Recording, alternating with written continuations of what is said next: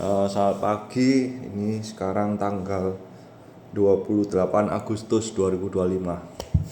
Eh, saya cerita kok bisa sampai ngulik-ngulik Adaro ini. Pertama itu dari NCKL. Eh, apa waktu itu di Midas itu ya, dia ada ngulas NCKL. Kebetulan juga ponakanku kerja di situ juga di OBI. Dia tapi di kantor, dia di kantor di Jakarta, cuma setiap sebulan mungkin sekali itu ke OBI sama bosnya, juga sama orang-orang China. Terus baca-baca, terus ndalemin eh, bisnisnya itu gimana. Akhirnya terus nyambung loh, eh, nyambunglah ke Adaro. Sebelumnya juga di Adaro juga waktu itu kan ikut apa spin off-nya gitu loh. Jadi saya masih nyangkut, nggak tak jual sih spin off-nya di harga 2.700 sekian lah. Saya ikut spin off offering down sampai di 2.700, saya biarkan. Lalu ya sekalian aja baca-baca iseng, terus dalemi itu ya iseng-iseng baca-baca. Lanjut ke smelternya saat itu di bulan Juli betul lah Juli ya, akhir-akhir Juli.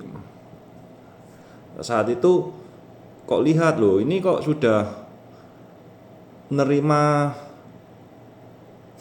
lowongan si ADMR smelternya PT Kalimantan Aluminium itu. Lowongan kerjanya itu, dia buka lowongan itu tuh untuk staf operasionalnya, karyawannya. Loh, berarti ini harusnya nggak lama kan beroperasi, terima lowongan, training, transfer teknologi, training. Ya, mungkin Desember sudah running itu, sudah jalan lah. Cuma saat itu biasanya kan harga sudah naik duluan, jadi ya udahlah, saya iseng-iseng lah, nambah lagi, nambah muatan lagi. Kebetulan sebelumnya itu sempat nambah, terus naik ke 2.300, saya jual. Untung mungkin berapa itu,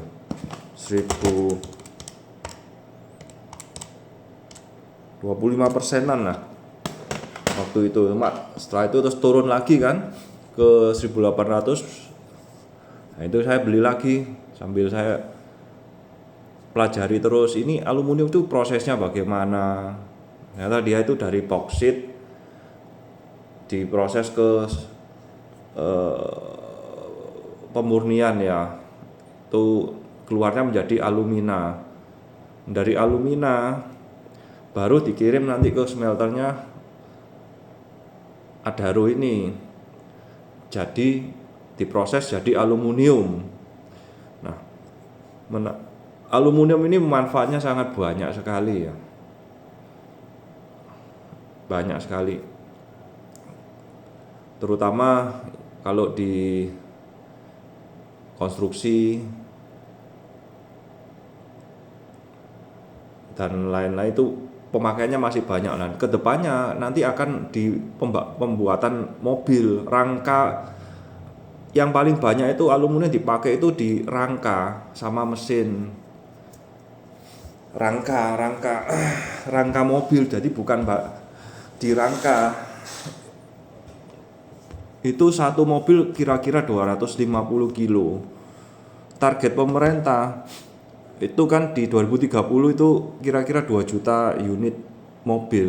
Dikali aja 250 kilo, itu kebutuhan domestik untuk memenuhi di pabrik mobil aja, itu belum nanti yang lain-lain. Nah, tinggal dikali aja 2.250 kilo dikali 2 juta mobil. Kalau EV saja, kalau enggak bukan EV kan juga butuh aluminium mobil kok biasa itu. Itu kan juga sekarang kan sekitar 1 jutaan kan. Jadi total 3 juta.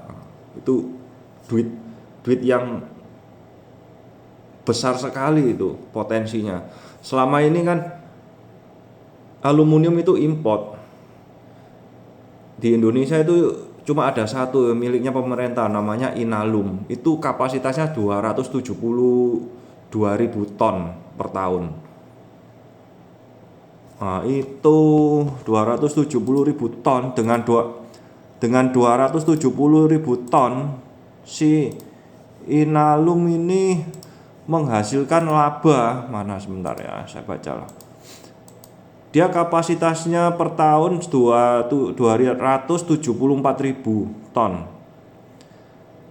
Ini PT Inalum. Dia ini menghasilkan laba bersih. Mana aset sebentar.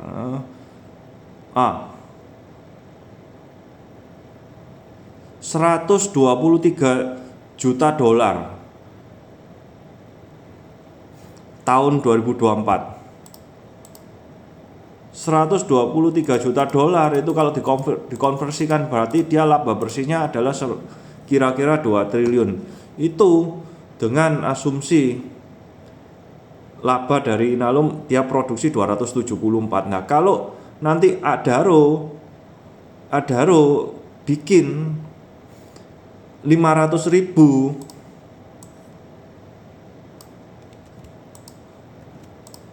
1, 2, 3, 4, 5.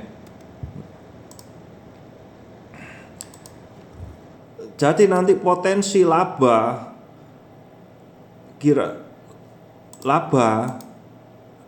adalah, coba kan 500.000 ini kan 270, anggap aja kita bulatkan kali 2. Kalau Adaro kan 500.000 kali 2 aja, berarti kan labanya nanti akan menjadi 4 triliun. Potensi masuk laba adisional ini 4 triliun. Cuma kenapa kok saya memilih Adaro kok bukan ADMR? ADMR ini dia kan hanya smelternya saja. Tapi kalau Adaro dia juga punya di industrinya itu, kawasan industrinya juga itu kan milik yang punya itu Adaro. Nanti listriknya yang punya Adaro. Jadi ADMR ini juga nanti akan beli listrik ke Adaro juga, beli listrik ke Adaro. Terus untuk fasilitas bongkar muat ekspornya itu di pelabuhannya itu juga yang punya pelabuhan itu juga Adaro. Dari pengolahan airnya semua di kawasan industri itu yang punya itu adalah Adaro. Itulah pertimbanganku untuk masuk di Adaro daripada ADMR. Kalau ADMR labanya yang dia hanya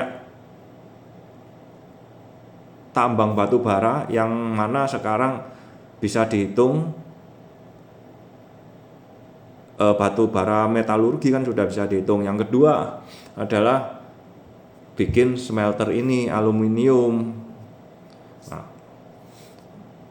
Mbak Adaro banyak nanti di 2029 itu akan running jadi pembangkit listrik tenaga air. Di mana-mana di dunia listrik paling murah itu adalah hydro dari air. Nah, setelah ini jadi di 2029 jadi, cost produksi Adaro untuk suplai listrik itu akan lebih murah, otomatis labanya dia akan naik dari pembangkit listrik ini. Karena sudah pakai air. Nah, sedangkan ADMR nanti juga dia dapat benefit. Itu namanya green aluminium.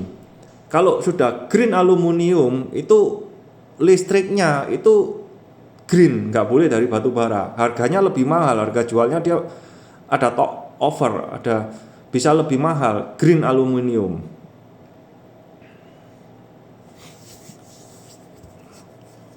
Nah, setelah baca-baca semua ini, terus ketemulah yang namanya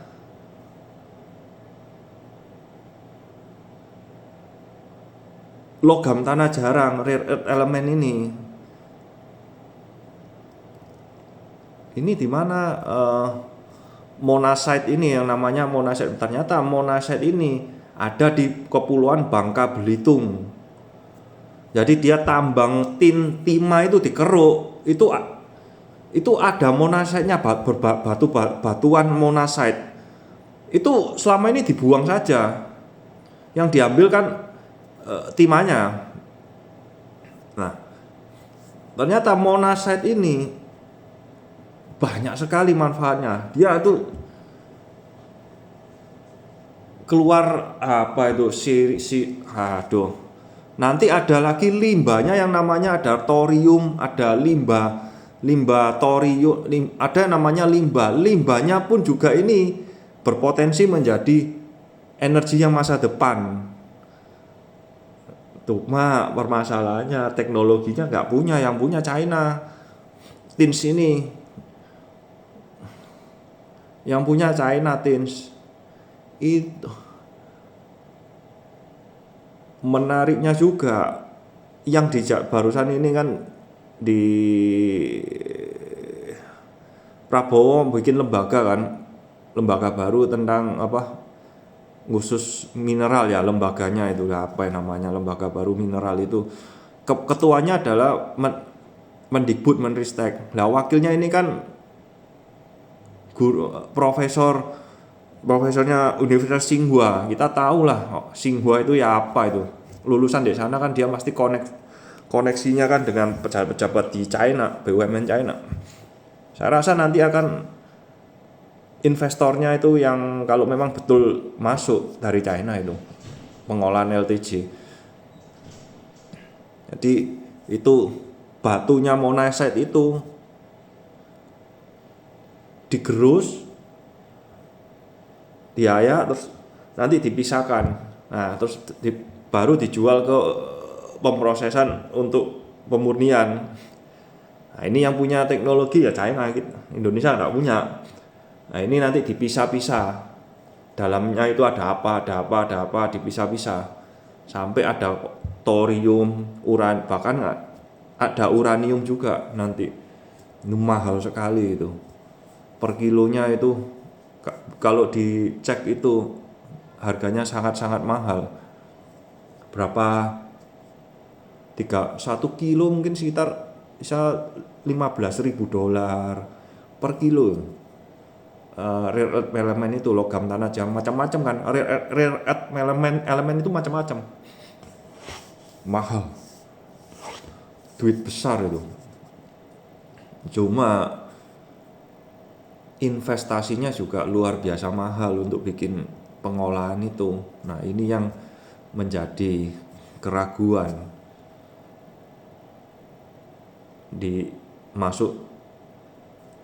Masuk banyak lah dalam asli, masuk jumlah banyak di Tins.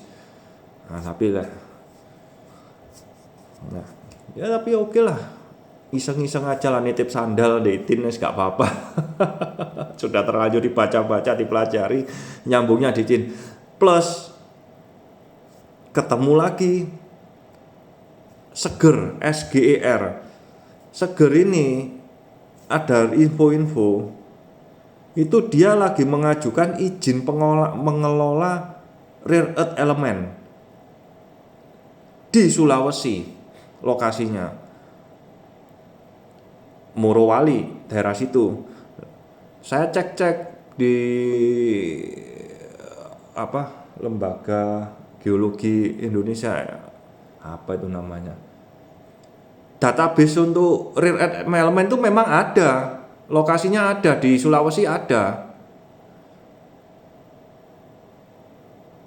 Ya yang paling kaya itu ada di Bangka Belitung dan Sumatera. Terus beberapa sedikit di Kalimantan yang ditemukan eh, rare elemen tambangnya ada di situ. Ya, setelah itu baca-baca dari situ ketemu yang namanya emiten seger. Ternyata seger ini ekspansi, dia bikin hidrogen peroksida. Dia lagi hidrogen peroksida. Hidrogen peroksida ini apa? Ternyata manfaatnya itu adalah untuk pengolahan limbah. Nyambung lagi ke Toba. Pasti nanti ada pengolahan limbah. Setiap kawasan industri seperti aluminium itu nanti akan ada pengolahan limbah di situ. Ini masuk kapasitasnya itu berapa ini? Menah, nggak nyangka ya. Ulik-ulik satu mulai dari itu ketemunya nyawa nggak karu-karuan ya.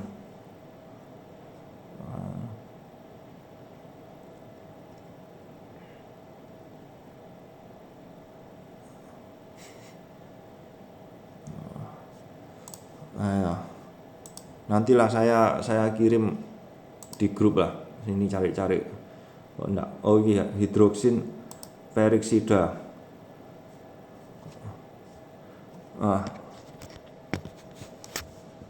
Ya, industri kimia hidroksin. Selama ini Indonesia ini juga import.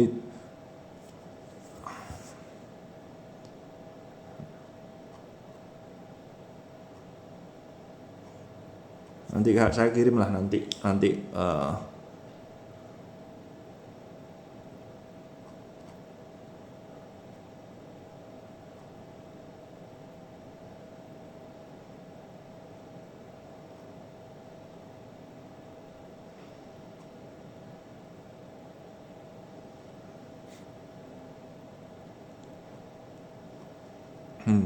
Ya.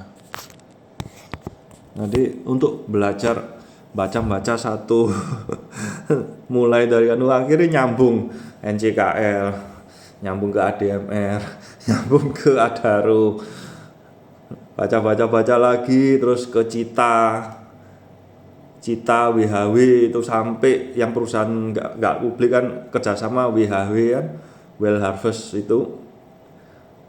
Nah, nyambung lagi di situ, nyambung lagi ke Inalum.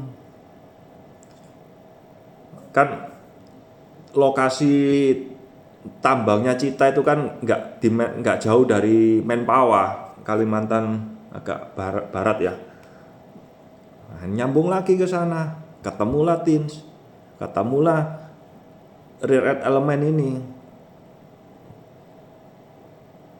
Terus setelah itu baru satu malam itu baca-baca, terus besoknya itu si pemerintah bikin lembaga untuk ngelola rare earth elemen ini. Masuk, oh ternyata begini ya tali puzzle-nya itu.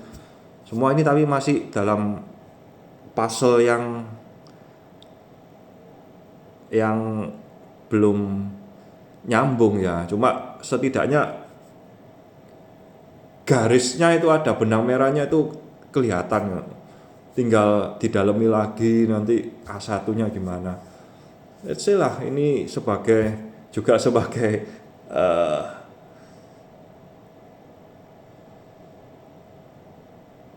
dokumentasi lah, catatan pribadi. Nanti bagaimana 1 tahun lagi kita akan lihat, putar lagi nih bukti video ini rekaman. Semoga saat itu kayak Cita sudah ke 6.000, Adaro let's say 3.500, mungkin sekitar 3.500, Adaro ADMR 2.000 atau 1.500. Itu enggak, Toba juga akan naik, Tins juga akan angin-angin surga. Begitu ada kepastian investor mau masuk, itu invest itu pasti harganya tins itu pasti akan naik. Saya yakin itu. Kan selama ini kan dia keruk timah, batunya kan disimpan aja gitu. Pikiran saya ya wis digeletakno ngono tok wis. Padahal itu batu-batuan itu mengandung monazite. Monazite itu salah satu logam tanah jarang, rare earth ini. Kan sudah nggak perlu nambang, tinggal diserok tok ini. Berarti kan tinggal diserok iki. Biaya ngambilnya kan murah. Tinggal diserok tok ngambil sebelumnya jadi limbah.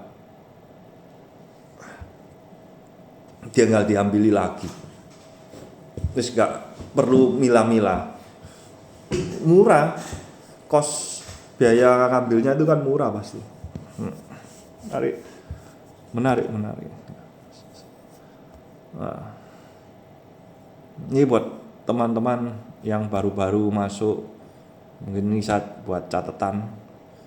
Ya, semoga di tahun depan 2026 menjadi kenyataan. Oke lah, terima kasih.